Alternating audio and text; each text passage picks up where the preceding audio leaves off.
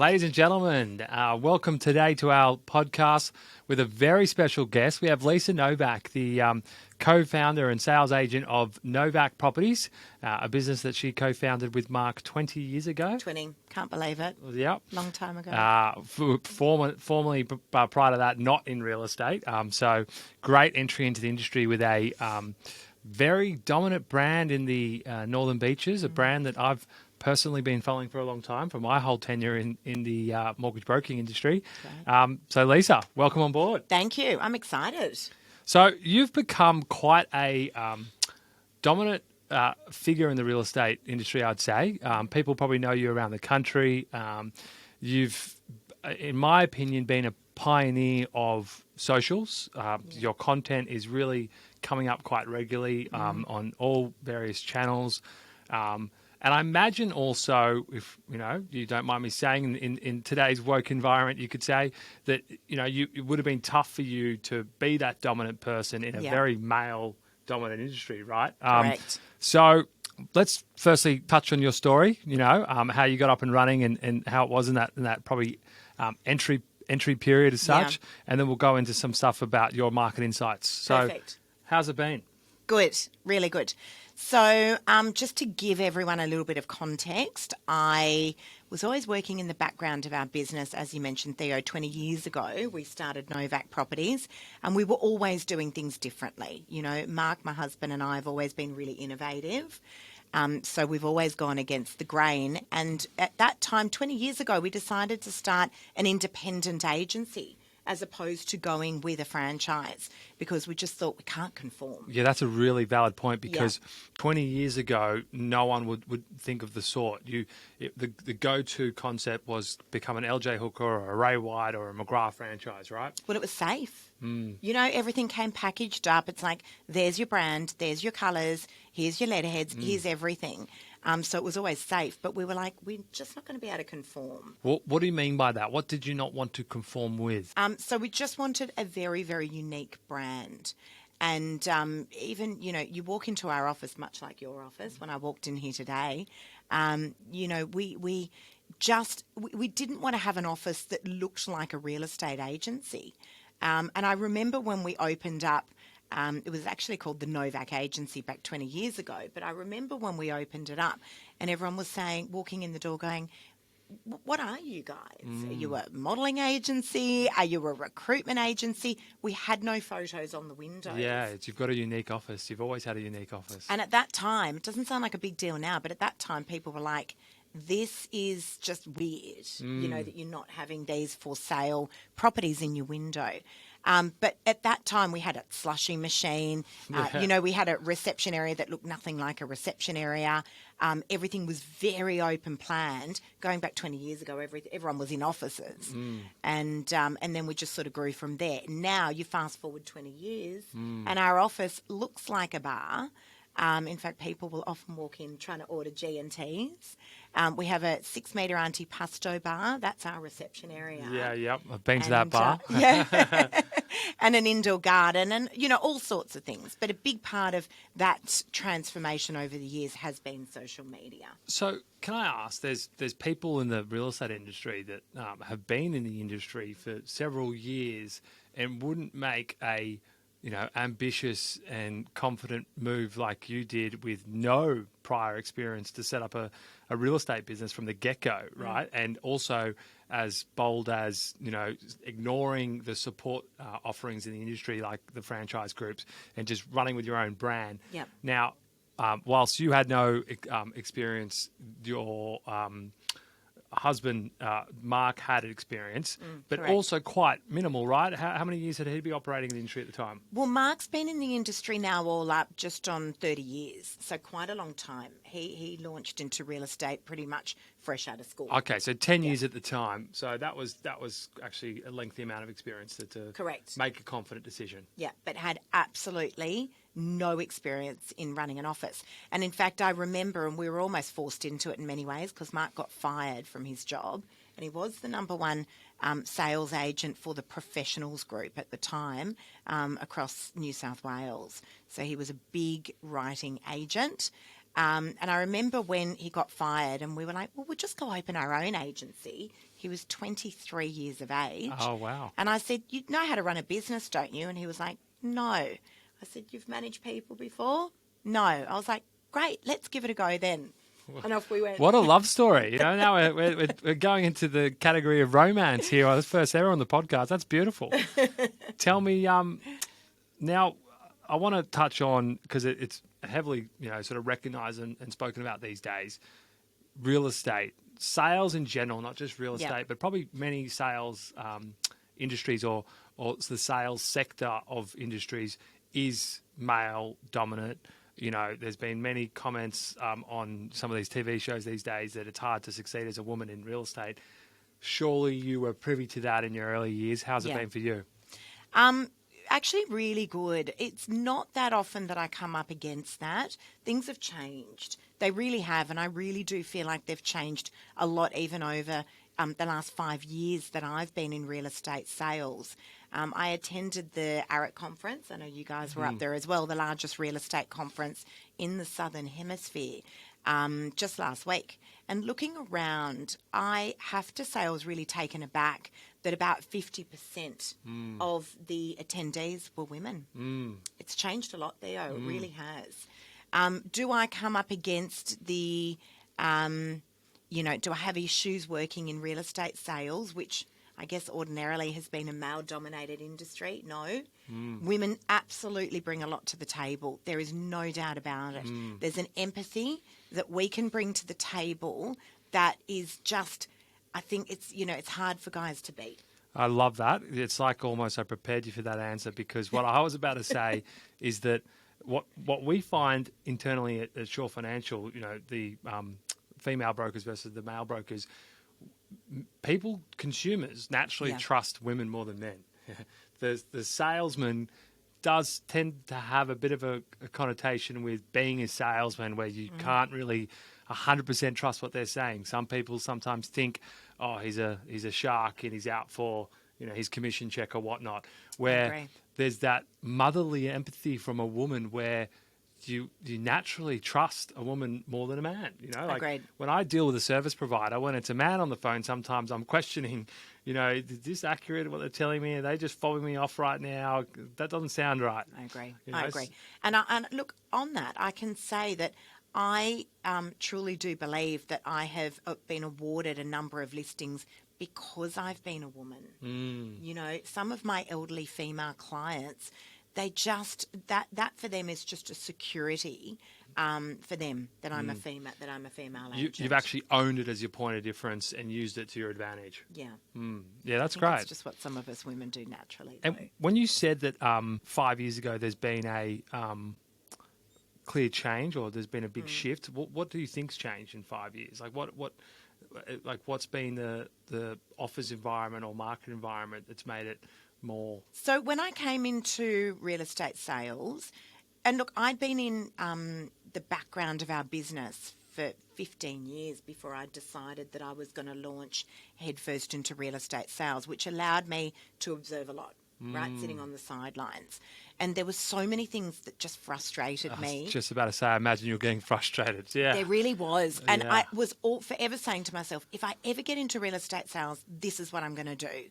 And I had said that to myself a number of times. I really felt like our industry was stuck in a time warp for a very, very long time. Auction timelines, 4 weeks. Everything was slow. You put an email inquiry through and you'd be lucky if that agent got back to you within 3 days. A lot of agents just weren't leveraging off social media. I feel like there's still businesses that are still stuck in that time warp, and it's amazing for such a mature industry that people are still doing archaic processes from 20 years ago, right? I agree. And they're not doing the traditional basic initiatives or activities like calling your buyers from the weekend.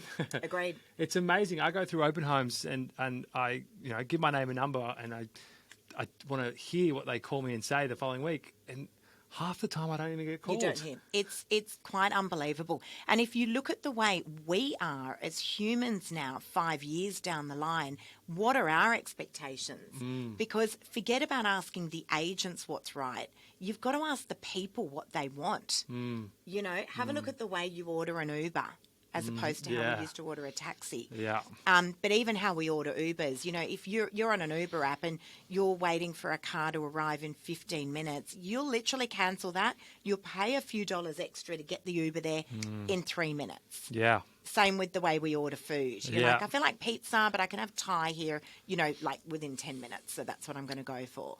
So, you know, it's funny. You're now touching on, I guess, technology and how it's disrupted the way consumers behave, right? You know, Yeah. we live in such a more fast-paced society. You know, people want things now. Convenience is such a huge element in your service that you're providing in any industry, really. You know, here at Shaw, for example, we've got this podcast room because it's also become a video conferencing room That's because it. people don't actually really want to meet face to face anymore. It's an inconvenience to have face to face meetings. They want to quickly hop on a Zoom. Correct. They want to do things, you know, ASAP in the least amount of time possible. How have you seen that change also over the years, and what have you sort of introduced to embrace the change in way consumers interact?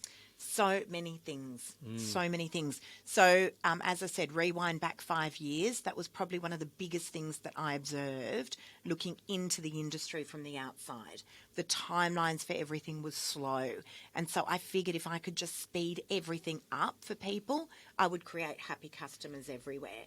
So why did it take 2 weeks to get a property on the market? Why did it take agents so long to get back to people, if at all? There was just so many things there, and speed is without a doubt the new commodity. So I just thought I'm just going to outwork and outpace everyone. But is that down to sort of human, you know, work ethic rather than technology? As in, like, speed in that, you know, listing process. Do you think that you've introduced technology that's really sped up the process? Without a doubt, social media. Social so media. Everything changed with that.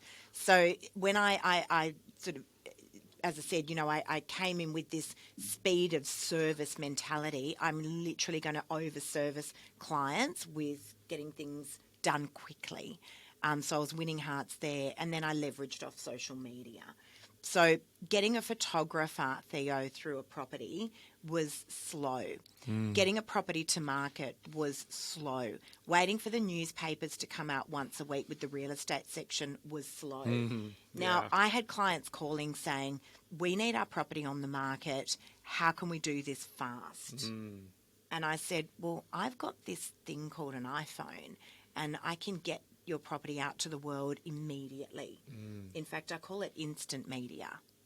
And do you feel that you're now sort of engaging with buyers and actually selling properties a lot more online through your organic sort of social channels rather than these paid platforms? It also costs a fortune, and you're at the beck and call of, you know, how they want to position your ad too, right? Yes. So now I just want to make it really clear. I absolutely still use the paid portals. There is a place for the portals. If I feel that I can make my clients more money by getting them onto the portals, that will absolutely be my recommendation. However, when you see people looking down on their phones at bus stops, I'm sorry to say, but they're not looking at realestate.com and Domain. They're on social media. And if you just follow those eyeballs, you'll work out where you need to be. 100%. So, sorry, social media absolutely did change everything. Yes, I do sell an enormous amount of my properties off social media, but it always comes back to, what do the people want? Because the people, being your clients and your tribe, they're the ones that vote. They're saying, we love that we get to see property first off your social media. Also, when they're in a casual sort of browsing headspace on the bus or at the bus stop, looking at, you know, their social channels. Just 2 points there I want to touch on.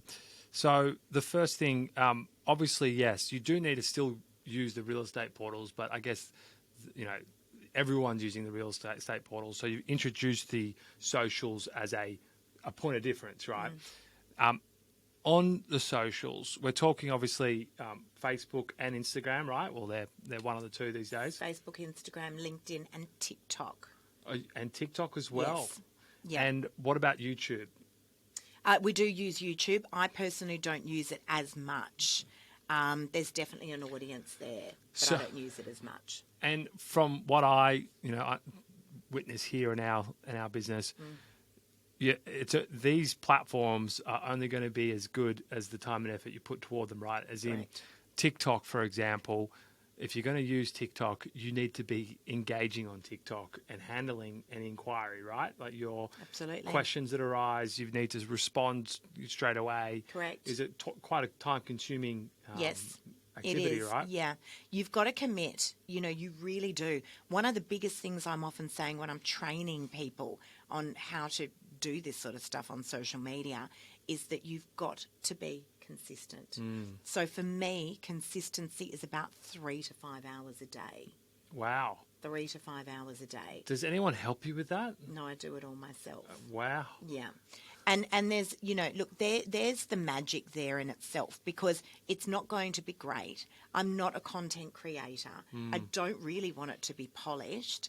I'd rather get it out there raw but fast. So it looks real. So that's actually a great segue to one of my questions I wanted to talk about. I was going to ask you about ARIC and, what you thought of ARIC, just for all the people in the country that were probably contemplating whether they should go, because our database is full of homeowners and borrowers, but also real estate professionals that work with us. The reason that's a good segue to ARIC is because Reese Witherspoon was one of the key speakers there at ARIC, and she touched on exactly what you just said about the content that you create for socials.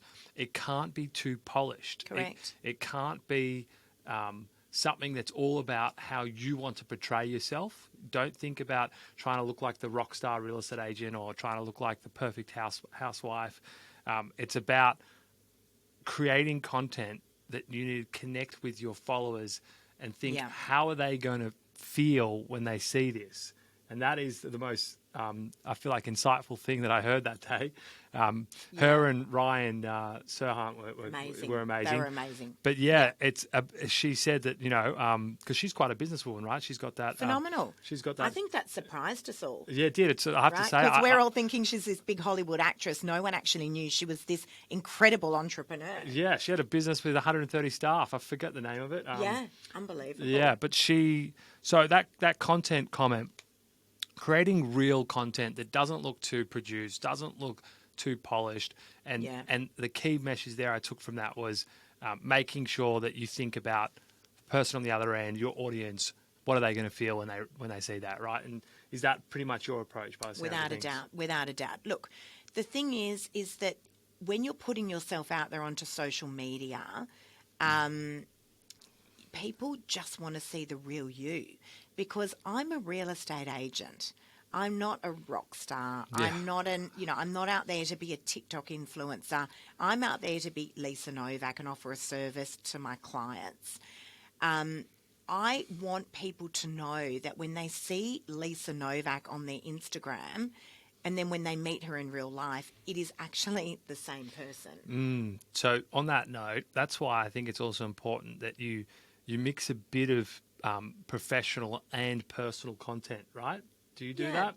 Look, I do. I mean, yes, and I agree with you, but it should be how you want it to be. But you want to put your personality I think you need a little bit of that in there. I really do. Who is Lisa Novak? You know what I mean? I agree. What actually happens? I mean, literally now I was just 20 minutes before I came up here, Theo, I was sitting in my car. I had a coffee in my, coffee holder. I had my notebook on my lap. I had my pen there. I mean, I've got a million things going, but that's literally life. Yeah. Right? It's actually the real estate agent life, much like probably the brokerage life. It's not that glamorous. There's a lot that goes on behind the scenes. I love to document that. I do. So I probably didn't even sing out your accolades as much as I should have. So you're top 50 women in real estate, top 100 across the country with an industry now. I think, what is the size of the real estate? It's like 70,000, I believe, or something. Yeah. Huge real estate industry, and you're in the top 100, which is an amazing achievement. Congrats. Thank you. Thanks. So let's talk about ARIC. Did you feel, someone as successful as you in the industry already? Did you get value out of that? Do you highly recommend it? So I go to get one golden nugget. What's that? That's what I go for, and I go looking for it. It's much like, anything. If you go into a diet or doing an exercise regime, and the personal trainer comes at you with the 3,000 different exercises, you're probably not going to do them all. And I go in with that mindset into any of these conferences. Just look for one golden nugget. But there is so much that you can get out of these conferences, but it can be overwhelming. It really can. And it can get a little bit information overload, right? I felt by the second day you've sat in a big conference room for, basically 48 hours almost, and it can be overwhelming a little bit. On that note, though, I want to know, what was the golden nugget? The golden nugget actually was something that I wasn't even really looking for. So there was a guy by the name of Tom Ferry. Oh, yeah. Did you see Tom? Yeah, He was amazing. So he talked about doing this DL card, which had no marketing on it at all. So it was just a black card with a QR code.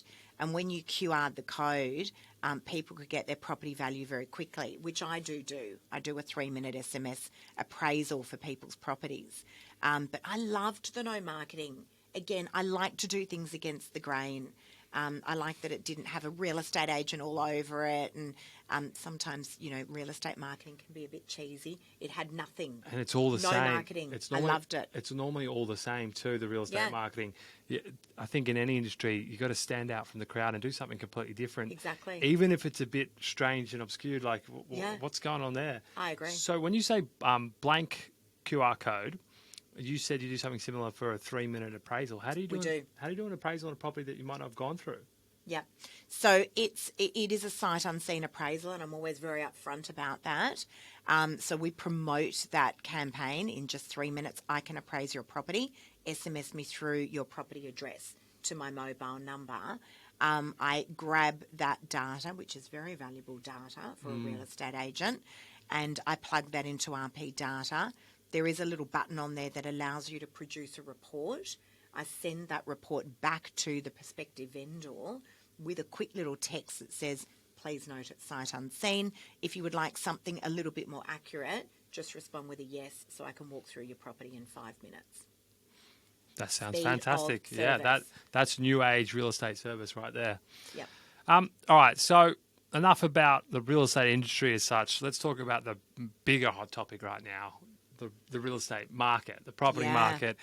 There is a lot of hysteria out there around the property market crashing, rates getting a little bit obscene.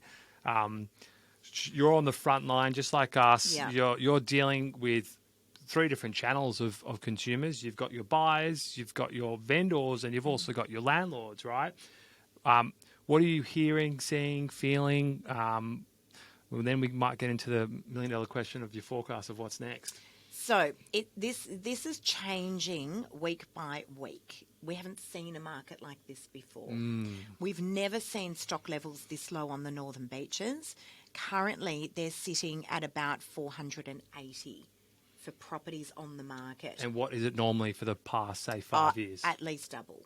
At least double? Yeah. So stock levels are the lowest we've ever seen them in the history of our business. But buyer numbers are the complete opposite. We are seeing buyers everywhere, which sounds absolutely crazy given the fact that we've just had all of these interest rate rises. We rewind back 6 months and it was the complete opposite. We had no oversupply of stock and we had no buyers around. It was completely opposite. Right? And I'm sure you guys are seeing similar figures. It was the fear of the unknown. The buyers knew at that stage that there was going to be sequential interest rate rises. They didn't know when they were going to stop. Now it's the question of, we just had one more. Is that the last one? Is there going to be just one more? They're thinking there's probably not going to be another 12. So I guess because there's so much messaging, from the news and all the major bank economists are sort of putting their forecasts on interest rates forward and online and public, left, right, and centre. So I think people know that this is, toward the peak of rate rises. There might be another one too, but if they can afford the repayments now's the time to probably transact, because they, irrespective of the crazy boom that we've just come out of, that last sort of COVID boom over the last 2-3 years, there was still a lot of people who missed out. There's still a lot of buyers on the sidelines and pent-up demand that are waiting for an opportune time. Unfortunately, I hate to say it, but some people were rubbing their hands thinking this might be a better time to buy for a bit of a bargain, but they're not getting those bargains anymore. The bargains are gone. They were last year, right? Correct. So, don't forget the property market on the northern beaches, but in most parts of Sydney, came off about 20%. It went up 30% and came off 20%. Which is a lot. And it was dramatic as well when it did come. It was dramatic when the property market went up, but it was just as dramatic when it came off. Now, the buyers know that the bottom of the market was probably about November, December. Just leading into Christmas, yeah. Correct. We don't have dates in our calendars. No one knows when the market's going to go up and when it's going to come down. So they know that was the bottom of the market. Now it's sort of only one way from here, and the market's just heading up. And let's also highlight a 20% correction is a pretty unheard of correction, right? That quickly? Yeah, Yes. that quickly. Yeah. If we look back, there was that credit crunch leading into the Royal Commission around 2018-19, where there was a small correction, maybe of 5-10%. And even in the GFC, in the global financial crisis, which is known as one of the biggest sort of market corrections, definitely in equities in the stock market, but in America property. But here, we only actually came off 7%. Yes. So the 20% outshines the GFC, almost threefold. So given that, right, so we've had a correction, there's pent-up demand, stock levels are about half.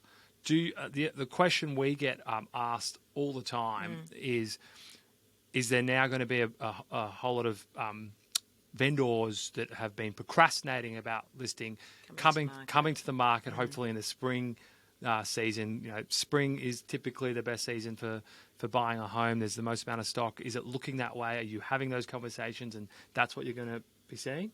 So again, this market's changing week by week. Even real estate agents who are on the ground, and I'm transacting an enormous amount of property on the northern beaches, are finding this market really hard to read. And it changes with every one of those interest rate pauses, increases, whatever's going on there. However, I do want to say that in the last couple of days, since that interest rate was announced, I have had a number of investors contacting me saying, we're done, we're out. We've got to sell.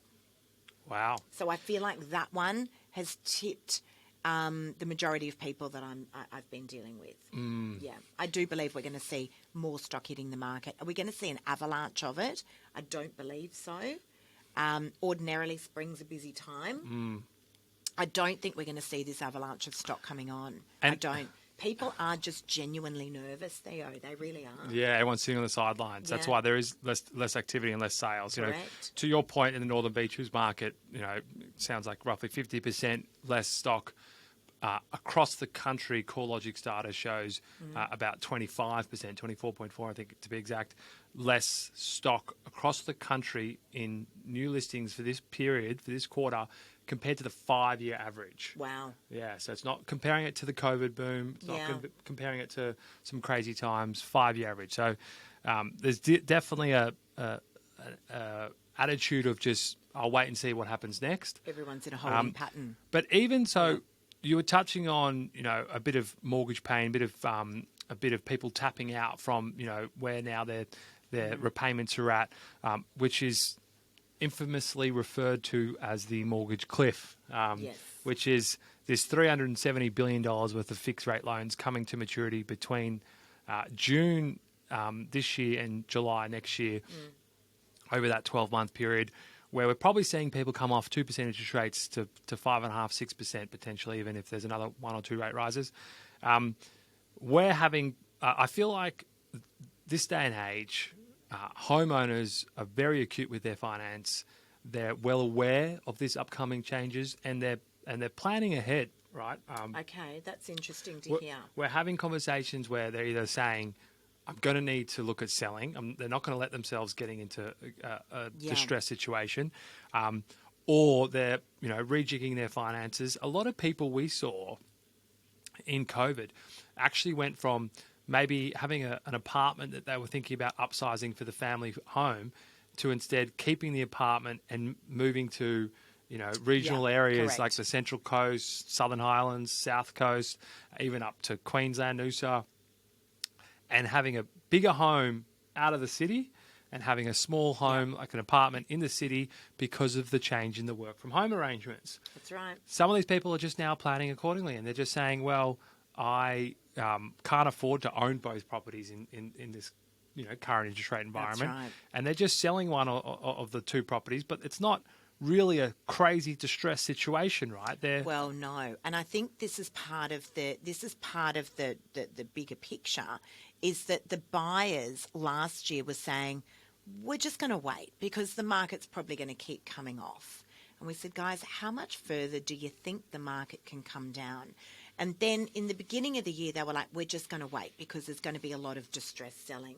And then that didn't happen. And so this is what has just compounded and compounded with these buyers. And now we're seeing a bit of a frenzy out there on the streets where we were seeing one, maybe two bidders at auctions last year, the end of last year and the beginning of this year. Now we're seeing 5 to, I had an auction last Saturday, I had 21 registered bidders. The auction the week prior had 18 registered bidders. We're seeing big numbers. We're definitely not seeing yet this distress selling. We're starting to have some conversations, but I wouldn't be relying on the avalanche of property that some buyers think are going to hit the market. And a distress sale is only really a nightmare when there's no one really around to buy it, right? It's the difference between that 20% correction last year was, to your point that you just touched on, there were only one or two serious bidders or purchasers on a particular property that was going to market, especially around the election last year. This year, there's a queue of bidders desperately waiting to buy one of the few properties that are for sale, right? So absolutely, even if there's a bit of grief, that it's just being met with too much demand. But then we also add to the equation that borders are back open again. And, we have people that are returning from overseas. That's happening. Are they coming through in the droves? No. But are there people that are coming from overseas and are they buying here? They are. Yes. So that great, another segue to my next question. We just spend all day here. Yeah. This We've is got just so many things to discuss. We're free flowing here, so naturally. So, housing issue, housing crisis, this migration comment. People are thinking that why are we opening up the floodgates to migration when we can't even house citizens here? I disagree. I think we need more migration, and it's good to have some more workers and a higher population. But there is an issue, and especially in New South Wales, especially in Sydney, it's hard for developers to build homes. There's only limited pockets to build homes. There's that northwest corridor, that southwest corridor, as opposed to Brisbane and Melbourne. You can sort of pretty much build all around the city. You're in an area, the Northern Beaches, there is a fair bit of development going on, especially in Dee Why. You've probably seen Dee Why completely change over that 20 years, right? We have. And there's also that the infamous Northern Beaches tunnel that got approved and disapproved. 25 years they've been talking about it. Yeah, they actually started construction. I read something actually last week that there was something like 23 of 48 proposed homes that they actually purchased and to start construction, and that got sort of terminated when the Premier... With the new government. Yeah. Yeah. How do you feel about, firstly, the housing issue and development, what you're seeing in your marketplace, and things like those infrastructure projects are so crucial, right? Absolutely. And you're quite right. It's been tough. It's been really hard. First of all, we just don't have that land. And I'm talking about on the northern beaches, but even if you look at, areas like the eastern suburbs or here where we are in the city, there's no land. But, it's been very, very hard for these developers to even be able to build costs. Materials are up by 40%. I've just been on the Gold Coast last week, as I mentioned, at the real estate conference. I felt like every second property there was a crane.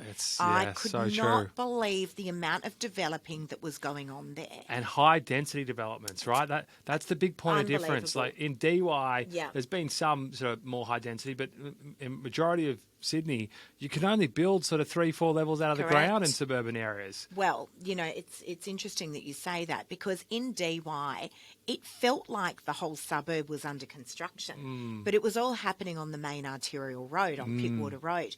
You push down all those side streets, nothing's changed since the 1970s, more or less. We've had a few little developments here and there in the 90s, but a lot of it was happening on the main arterial road.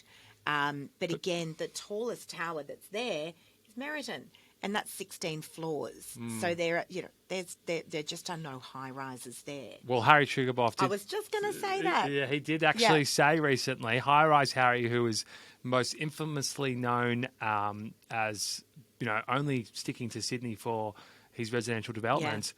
He said it's so hard and restrictive to build units in Sydney that he's now, in the last few years, been focusing on Queensland and Gold Coast and other opportunities, just because there's the feasibility stack up there. The governments are supportive. They help you get things over the line.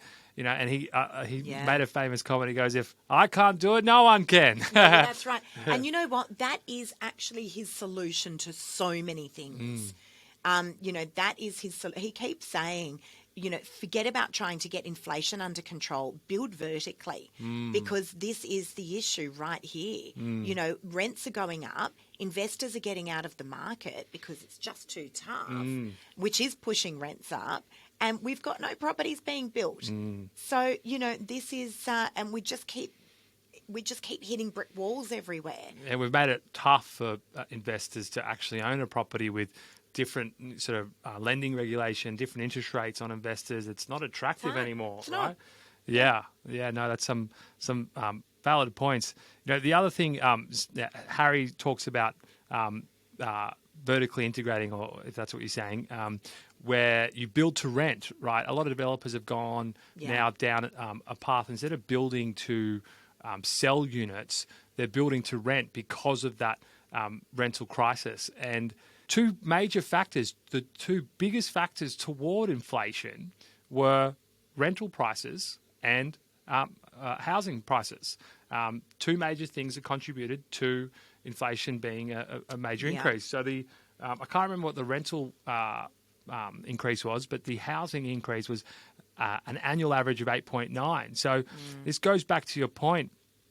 We need to build vertically, let developers add more units to markets, add more housing, so then it suppresses some of the cost of living sort of issues that some people are having, because there's more options and stock on the market, right? Yeah. They're just, and this is an issue, there are no options out there. I mean, when we look at rents again on the northern beaches, and I know, that it's affected most parts of the country, rents hadn't gone up on the northern beaches for quite some time. If you look at just the very conventional 2-bedroom apartment in DY, the rental on a 2-bedroom apartment had been sitting for a good 6 years at about $5 to $5.50 a week. And you can still, I mean, I was actually just having a look just before I came in here. You can still get a modest 2-bedroom apartment in DY for about $6.15 a week. One of the new ones? No. You're going to get an original one. The new properties, on the other hand, they're getting enormous rent. I actually just went through one yesterday because I'm selling one in DY. It's about 6 months old, and the tenant in there is paying $1,050 a week for a 2-bedroom. For a 2-bed, 2-bath apartment in DY. So that's actually a good point to highlight. So despite a market that's had good supply, we're talking about that DY property market now. So a lot of people argue, oversupply can then, also be an issue for investors because they can't rent their properties. The rental yields don't appreciate because there's more stock being added. Yeah. But you've been privy to an area that's been developed a lot, a huge amount of additional housing, you could say, added to that market. But there's still been price growth and rental growth, right? Enormous. There certainly has been. And then what we were seeing a lot of tenants saying, I want to move out of the old two-bedder that I'm in, and I'd like to try and get into a new one. So there was a lot of this movement happening. But yeah, without a doubt. I mean, look, if, and I'm constantly saying this, nothing has changed in the last 100 years in real estate, and nothing's going to change in the next 100 years. That is not a bad sort of blanket rule when you apply it. Because if you look at a graph, and I'm not much of a data girl, I've had to train myself to really look at the data because it's fascinating. If you have a look at the data over the last 40 years, it is like a roller coaster. It's sort of, it's like It's this. always like that, isn't it? It's like this. It's like Yeah. a heartbeat. But it grows. No one bought a property 40 years ago and it didn't grow in value. I don't care where you are in the country. It's always one trajectory. It is resilient. Yeah. It's resilient. So, on the topic of development and supply and redeveloping neighbourhoods, so Yeah. I feel like the retail in DY in particular that's completely changed. It's been a great change, not just for DY but for all the neighbouring suburbs. There's now better restaurants, cafes. Yeah. A lot of people are anti this. A lot of people don't like change. There was the Northern Beaches tunnel that we just touched on. It was objected to by most. The reason it didn't go ahead, was mainly because of there was the argument about the numbers, but also that there was a huge sort of protest against it by the locals. The What's Insular that? Peninsula. The Insular Peninsula. The What Insular the hell is Peninsula. going on there? The locals, look, and if you ask country people, do they want, their beautiful country towns to be, regentrified, you're going to have the same answer. It's exactly what you said, Theo. People don't like change. You look at an area like DY, and Meriton came along, and they built in what we call the centre of DY, and they just completely regentrified it and turned it into a real cosmopolitan hub. And then that's when all the other developers followed suit, right? They were one of the first. More or less. So I wouldn't say they were one of the first, but they were probably one of the bigger ones that made one of the biggest changes in that area. And they cleaned it up in many respects, and they turned it into, as I mentioned, a cosmopolitan hub. They brought with it a flagship Woolworths store and some great, wonderful restaurants and eateries that weren't really around that part of town, and cleaned it up. And now when I sell in Meriton DY, I actually call it the happiest place on earth. People love it. Absolutely love it there. The other area that I want to touch on, because whilst we operate across Australia, our core market Sydney, and we're having conversations with people from Wollongong to Newcastle to the Blue Mountains about their purchasing decisions, and a suburb that is coming up across the board from people living all over Sydney and thinking about moving to is Avalon. Yeah. Avalon is this hot market, I feel, which is amazing because there's not that many homes there. I feel we've watched Avalon. That was one of the suburbs that almost, I think it went up something like 67%, almost doubled, right? Yeah, it's unbelievable. And it's come back a fair bit. It took a pretty aggressive correction, probably more than 20, I think. And then now it's buoyant again. What other trends are you seeing like Avalon in the Northern Beaches where people are moving from more high density sort of areas like the eastern suburbs, lower North Shore or inner west, and trying to get a bit of land, you could say, in the Northern Beaches? What are the major faves? There's been so many, but you're quite right. We've seen a huge movement, and COVID had a lot to do with that, where people who had never considered the Northern Beaches before, all of a sudden were going, hang on a sec, we can sell our 2-bedroom apartment in Bondi, and we can go and buy a beautiful house on the Northern Beaches, and we can still live a great lifestyle. I only need to travel into the office now 2 or 3 times a week. There's great schools. We've got a great hospital, the Northern Beaches Hospital. Things changed a lot because of COVID. So what are the areas? There's so many of them, but the big factor that I see, the common factor, is that they still want that accessibility back into the CBD. Well, that's why a lot of the price growth was really concentrated around the lower end of the Northern Beaches, being around Manly for the ferry, right? Yeah, well, Manly's always been expensive, but areas like Balgowlah. I mean, I just sold a knockdown house in Balgowlah Heights last week at auction. I had 21 bidders there, and that went for 2.71 million. So I know this sounds ridiculous, but 2.71, did you say? Correct. 2.71 million for a, what was it? Probably, I'm guessing, a 3-4 bedroom house? It was a very, very modest 3-bedroom house. It was a knockdown. I mean, most buyers were suggesting that it wasn't livable. And how big was the block size? About 550. See, from my perspective, I might sound crazy, but that seems like decent value, because even for the land of 550 square meters, you can these days get one of those those display home, kid home type builders, which are building great homes these days, to build an amazing home on that block for anywhere between 750, call it, to 1.2, depending on how crazy you want to go. Yeah. And you've got probably a $4 or $5 million property, right? I agree. Yeah, absolutely. So, those areas are very appealing because, again, you ask someone like yourself, and that sounds like it's quite reasonably priced. That was quite big money on the Northern Beaches. For a knockdown, yeah. For a knockdown. But Balgowlah and Balgowlah Heights, they are what we deem as expensive areas on the Northern Beaches. You certainly can move into an area like French's Forest, where you're going to get bigger blocks, and you can still pick up houses around that sort of $1.9 to $2 million. It's just once you cross Spit Bridge, that's not even possible, right? Once you're in the lower North Shore, if you cross the Harbour Bridge and go into the inner west or eastern suburbs, you're getting maybe a 100 square metre terrace or semi or townhouse for that price. And that's the appeal.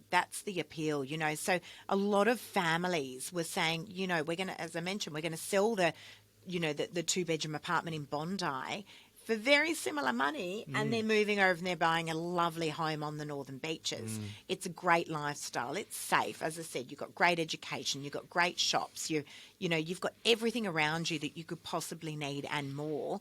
And then they're literally on the freeway and they're back into the eastern suburbs in 25, 30 minutes.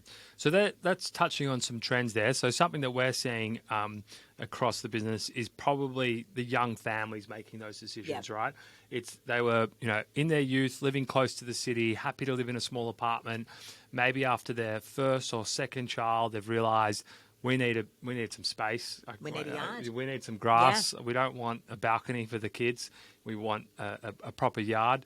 And they just can't afford to buy the yard in those those higher, more affluent, I should say, suburbs. And that's probably the trend of people going to those areas like the Northern Beaches, right? Young families, normally dual incomes these days, right? And they can afford to be a bit aggressive on buying something that they might also want to renovate. So hence the crazy price on a knockdown, because young families these days, I feel like before this renovation sort of issue with building costs going through the roof, everybody has been watching these TV shows like The Block and have become renovators, right? Yeah, that's right. That's right. But look, there's many micro markets on the Northern Beaches. There really are. And as I said, you can push up to Avalon and you can still get I've actually got a house coming on there next week, but, and that's going to be guiding 1.9 million. So you can still live in these beautiful areas where you've got this great cosmopolitan hub. DY is still relatively affordable, when you're comparing it to other areas like we've just mentioned, particularly the eastern suburbs. So 1.9 in Avalon that you've got coming on next week, I'm guessing it's pretty much walking distance to the beach, right? Because the whole of Avalon almost is. Absolutely. And all those great restaurants. And what's the block size on that? The block size on that is about a 700 square metre. So to me, that seems like great value, and I can understand why people with is that an offer? I think I heard an offer. young kids are going that way. Lastly, I just want to touch on some of the schemes that have changed first home buyers. So, on the units and maybe some of the cheaper stock towards the northern end of the Northern Beaches, the first home buyer choice scheme would have been great for your first home buyers, right? Did you see many people taking action on this scheme? What do you think about this? The changes. So the changes are no more annual land tax instead of stamp duty, which means that people need a more significant deposit to purchase the property again. Yeah.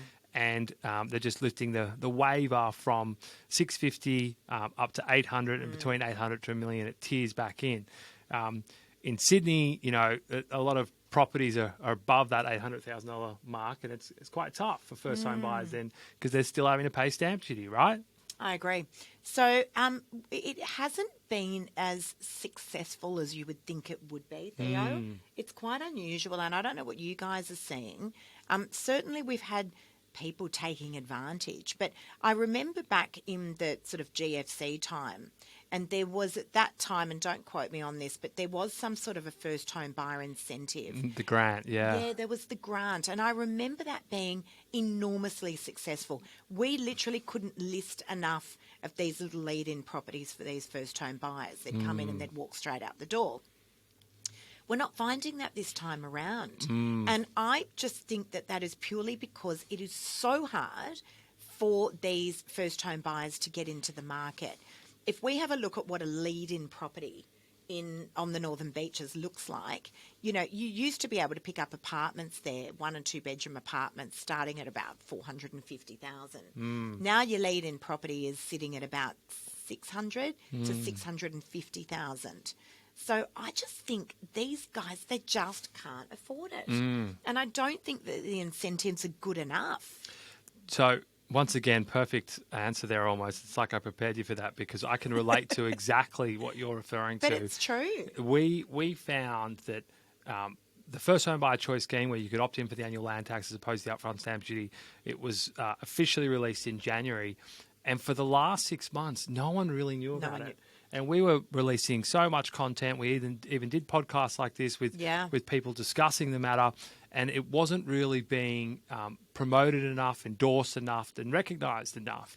The key thing, the messaging, in my opinion, was a little bit wrong. People just heard annual land tax, and they thought, this is another way for the government to tax me on an annual basis. The tax is going to increase. But, we did numbers that even if they factored in 2.5% growth on the land, it would be like 14 years before the annual tax became more than that's right. the upfront stamp duty. So it was a great initiative. And you're so right about 2008, the GFC, the first home buyers grant, which was only, I think, around $14,000, $15,000. Correct. There was also a waiver that's right. on stamp duty, but the waiver, I think, capped out also around $750 back at the time. But the grant itself, that actually was so much more recognised and endorsed, and it made such a bigger effect. I think because of the political status we're in right now between Labor and Liberal really arguing the last few years, it's like they kiboshed a great initiative and people didn't know what was right or wrong for them, right? I agree. And also, it's been so hard to understand. I mean, It's too convoluted for first home buyers. It's too hard. And that's often what I, found with a lot of finance, mortgage, real estate related topics. And I like to think that we kind of break things down in easy to digest bite-sized nuggets for people. I find that that's much the same here. Most people are just going, wait, what? What? So what is it? And how does it work? And it's been changing so much that even as real estate agents, we're like, hang on a sec. So what, it changed again? And what is it?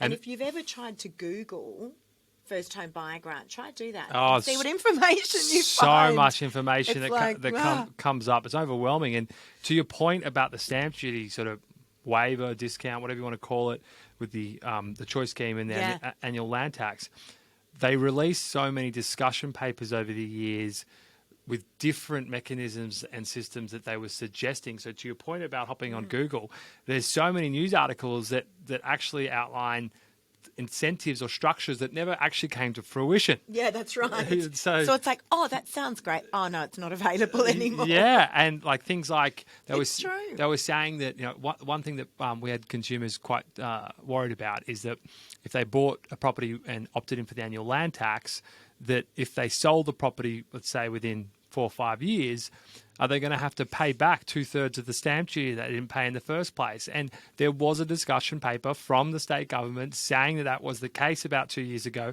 There is articles online saying that this is the case, but the most recent incentive didn't actually have that. You would only pay 1/3 of the stamp duty if you sold in, call it roughly 4 or 5 years. So it was. But again, if you just draw back to what I said at the beginning of the segment, if you just listen to what the people want, what do the people want? They're not taking up the offer.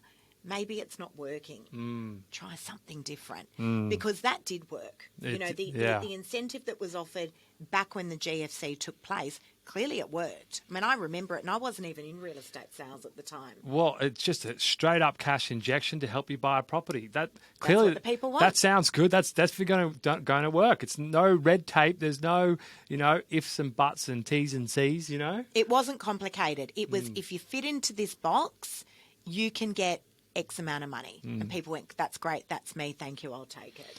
Well, Lisa, you have been a fantastic guest on this podcast. Pleasure. I actually think you're one of the longest guests we've had on air in this podcast. So, Love that. And I could keep going. There was actually some more questions I wanted to touch on, but all the more reason that we might have to do this again sometime. We may need a part 2. Part 2.